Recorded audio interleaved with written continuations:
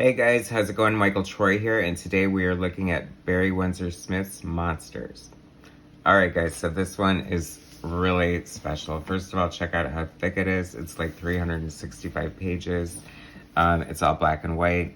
Published from Fantagraphics. 35 years in the making. Slight backstory, Barry Windsor-Smith came to popularity working as a comic book artist at Marvel in the 70s. He kind of was more traditional when he first started and very much broke out with this sort of new, fresh, like different style that's similar to what he does here in Monsters. And at first it was kind of controversial. People didn't really like it. But then he turned, just because it was so different compared to traditional comic book art, it's very like romantic and sort of European looking with like, almost like Mobius, like with very like beautiful pen strokes and stuff like that. You'll see. Anyway, so he quickly won everyone over and became very popular. Did spotty comics here and there, like, you know, X-Men, Weapon X, his own creator-owned story for a while, Freebooters and The Paradox Man, and I'm forgetting the other one. But anyway, so he's done a handful of work and then seemingly disappeared for 15 years, and what we didn't realize is that he was working on his, I want to say magnum opus, but they've already published the Barry Windsor-Smith opus, so I don't know, double opus, like opus on top of an opus. So here it is. Like, I've waited forever for this. I've heard myth of this. It started out as a Hulk story, but I watched this great interview with Barry Windsor-Smith. It was like an hour long, but it was good. It was very telling, kind of like inspirational, but sad at the same time. Maybe I'll get into that, but he just sort of got the idea for the story and started doing it on his own without editorial, and then finally approached them, and they kind of went back and forth, and he thought that his idea was stolen by Bill Mantlo, who had seen the manuscript or whatever, which it's arguable. Like, Bill Mantlo referenced it thinking it was going to be part of canon, so it wasn't necessarily ripped off per se, but either way, it pissed Barry Windsor-Smith off enough to take the property elsewhere, and after shopping it around to like DC and Dark Horse and other places, I guess 35 later, he wound up at Fantagraphics, and it seems like a good home. They seem very, I mean, you know, sort of let the man do his thing, and apparently, I mean, if you can just see, the story deals with, it's called Monsters, and it's figurative, it's literal, but it's also, you know, very thematic, and shows very different ways that monsters can manifest themselves. It's basically a story about, like, no spoilers or mild spoilers, but about sort of an experimental, almost super soldier program where they're trying to, the military is trying to, you know, create a Superman, if you will, and it shows how all these people's lives are, I mean, this is multi-layered. Obviously, you don't get 368 pages for nothing. There's so much going on here. The penmanship is just beautiful. I mean, you see so much of this art, and this is just like, you know, bare bones. He's even doing a lot of the lettering himself, or actually, I think he's computer lettering it, but gluing it onto the page, I want to say, if I remember, is that what he said. But there's a lot of handwritten letters in here that I'm pretty sure he did himself.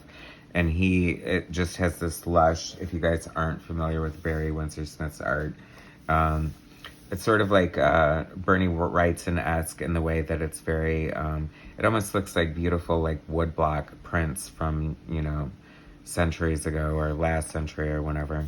Sorry, my art history isn't up to speed as it needs to be for that, but you know, he does all this gorgeous, like, lush hatching, and it's just so beautiful.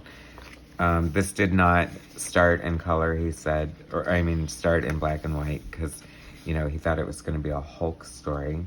So that would have been in color. And the black and white just adds so much to it. I mean, it's just so beautiful and just so well written. It's very dense, I have to say.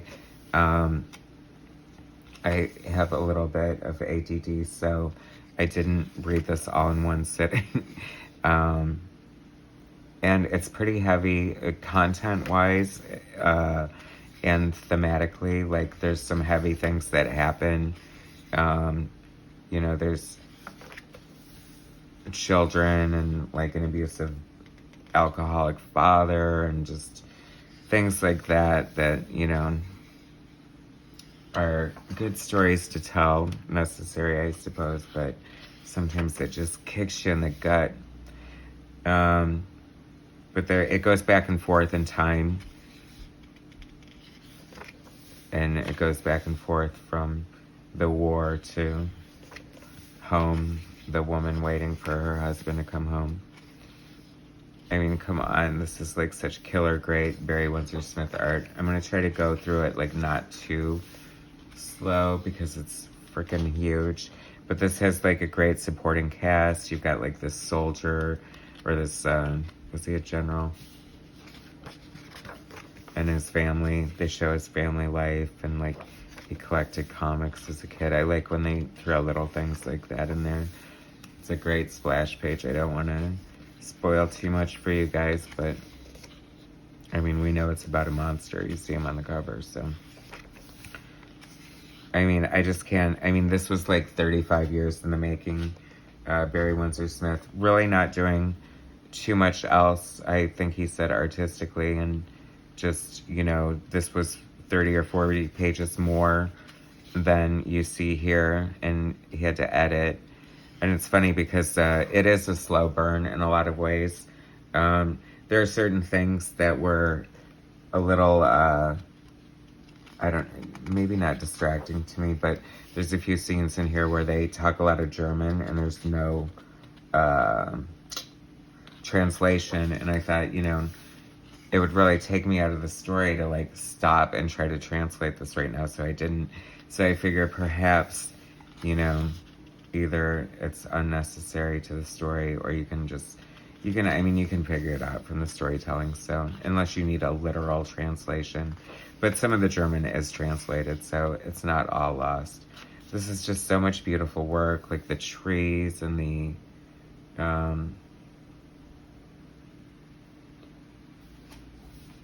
and just, I mean, come on, look at those helicopters and the reflection out their windows.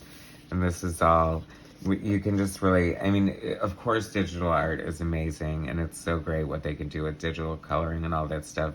But to think of a man sitting at a desk with a blank whiteboard in front of him and like a crow quill pen and a pot of black ink and just pulling this magic out of thin air is just, it's humbling in a way. I mean, if you are an artist or an art appreciator, an art aficionado, or just like comics, you know, you appreciate really good art. And it's just, I'm glad to be looking at, like, this was such a great read, and it took me longer than it probably should have, because, I mean, I probably read faster than I wanted to, just because I didn't want to lose hold of the story. But it's so tempting to stop and just stare at the fine lines and every little dot of ink that hits this page is so beautiful. I mean, here we've got like the branches encased in ice, and anyone who grew up in snow, like I did. I live in LA now, but you know, I grew up in Ohio, so that's a familiar sight to me, and just like so moody and evocative. I just love it so much. Like, the lighting is just extraordinary, and this is just amazing. This is like, I just keep seeing so much hype about this book, and deservedly so. I mean, this is a true masterpiece. I can't recommend it enough. I feel like for a book of this size and this epic in scope, $40 is like a steal. Like, $40 is money you can afford to spend on this book. You need this book. It is so beautiful. And I'm sure if it wasn't part of the initial release, it would be just so epic and grand and great for them to do like a larger version just to show off more of this beautiful art.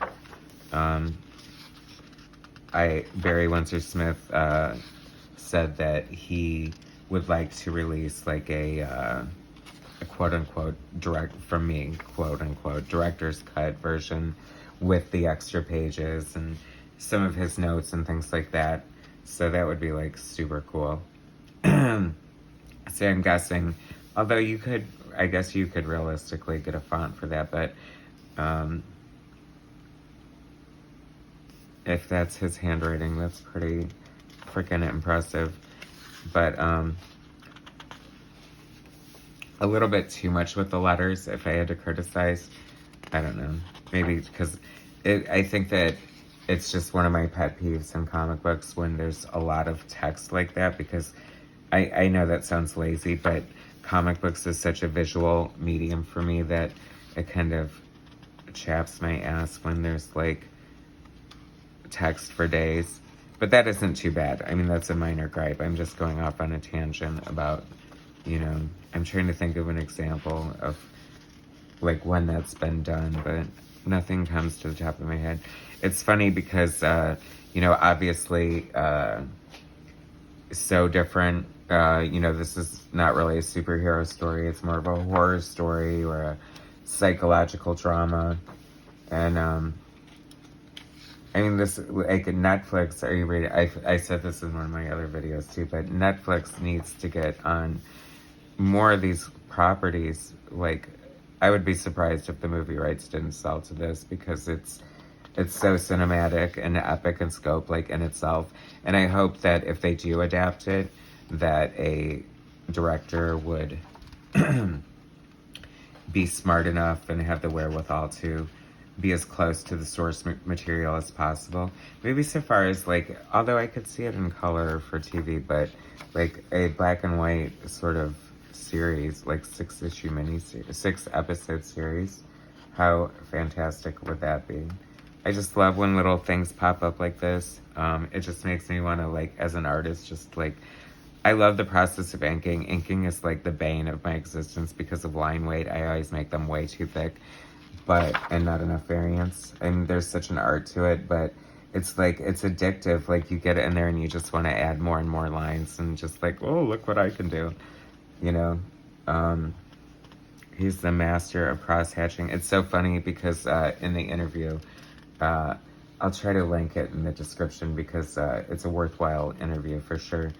Couple of the takeaways from it is when he said that he had almost wished that he didn't develop the hatching style, because he didn't hit the industry with that style, but evolved into it, which makes him sort of stand out and special for what he does. But he said, because it was very time consuming. And I would imagine so. I mean, it's not just putting X's on. It's like pulling light from the shadows in a way. It's, you have to, like, there's variances of it. Obviously it gets closer.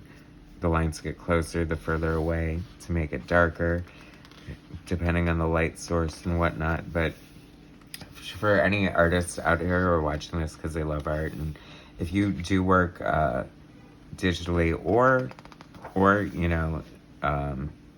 manually, I highly recommend just getting a nice art pad that can withstand ink and some nice India ink. I think I like, do I like Windsor? I like the really shiny black inks. I know that John Byrne used to use Black Magic India ink. And of course, since he was using it, I had to use it because I wanted to draw just like John Byrne. And I got it, and it dries not quite as black, which is perfectly fine for printing, but aesthetically, it looks a little grayish to me. So I wasn't super happy with that.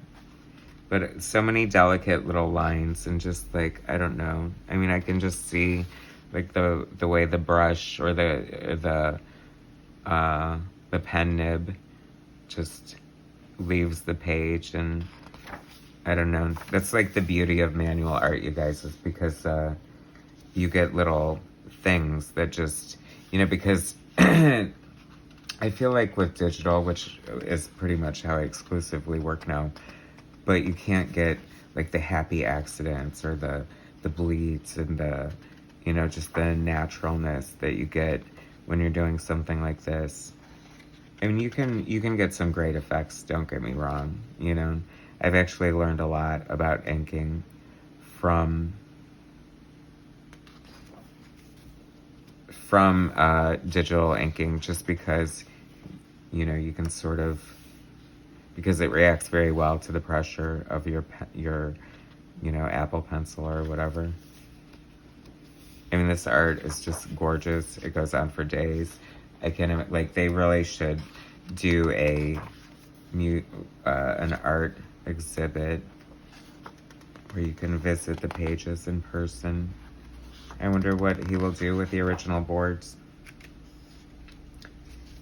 If he's not rich already, he should sell them and make a bazillion dollars and do whatever the hell he wants for the rest of his life. I don't know how old he is, but he must be getting up there. He must be in his, I would have to say like late 70s, because he first started at Marvel in 1969. That auspicious year in history. Good for him. We should add that to the list of all the crazy stuff that happened in 1969. Yeah, but did you know that Barry Windsor-Smith started drawing comic books for Marvel in 1969? Yeah. Like, that would be like a nerd token right there. It's funny, because I loved, like, the 4 issues that he did of the X-Men before the, what do you call it? Before Weapon X. And, sometimes, like, you will see, it's weird because his style, I feel like every artist definitely adapts their style to fit the project. I mean, look at this. This is crazy. All this detail. This is like Bernie Wrightson's Frankenstein level detail to me right there. It is so gorgeous. I mean, he really hit a home run. It's weird because it's so dark, though, that, like, I mean, as you can see, there's Nazis, but, but it's such an interesting story. And it's so funny because, it started out as a Hulk story, and, I don't know that they would have done it to this level in the Hulk, so I think everything happens for a reason. Like with, speaking of my favorite X-Men issues, there was obviously Life Death with Chris Claremont, the story of right after Storm was shot by Forge and lost her powers, which was devastating for me, but what a great journey. And I mean, look at this art, just look at it, people. But what a great journey and like character arc for Storm.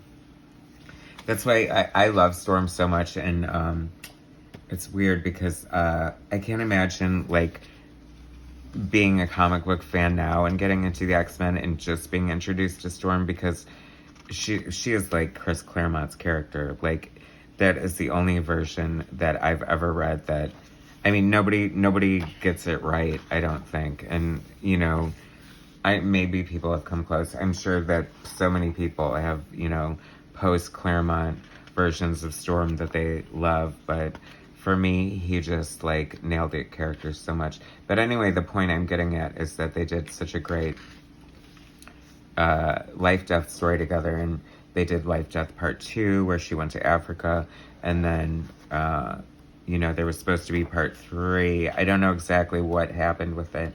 Please feel free to comment. I would love feedback on that, because I don't think I was able to find that info. But it wound up morphing into Adastra in Africa, which is basically his creator-owned character from that freebooters kind of Paradox Man business. The Storytellers was the heading it was under. And for Dark Horse, the oversized book. And it was funny because it was oversized, and I loved it. I thought it was great. I loved the art. But part of the failure of the book at the time, and imagine this, is that people complained because it was too hard to store. I would be like, if Barry Windsor-Smith wants to do an oversized frickin' comic book of the freebooters, which is weird to me because did they not have magazine boxes back then? And if not, that was a reason to invent them right there. Nerds. I say as if I'm not one of them myself. Well, we're getting through this quicker than I thought, but, you know, I don't think it's too spoilery. It's hard to tell what's going on unless you read the story. I mean, it's so dense. There's a lot going on. Just so beautiful.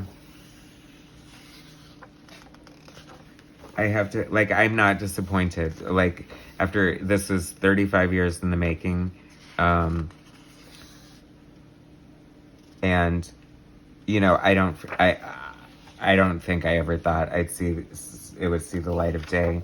But, you know, when I saw it was announced to come out, I almost crapped my pants. I was so excited.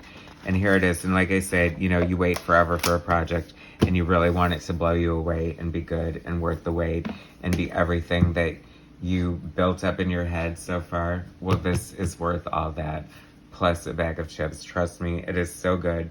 I highly recommend it. You have to read it. The art is amazing. Just, I hope it inspires you to just, like, want to make more art and read more comics and just enjoy this great book. Barry Windsor-Smith, The Master of Monsters, 35 years in the making. Thanks so much for watching my show. Please subscribe to my channel, hit like, share my content, and I'll bring you some more later. All right, thanks, guys.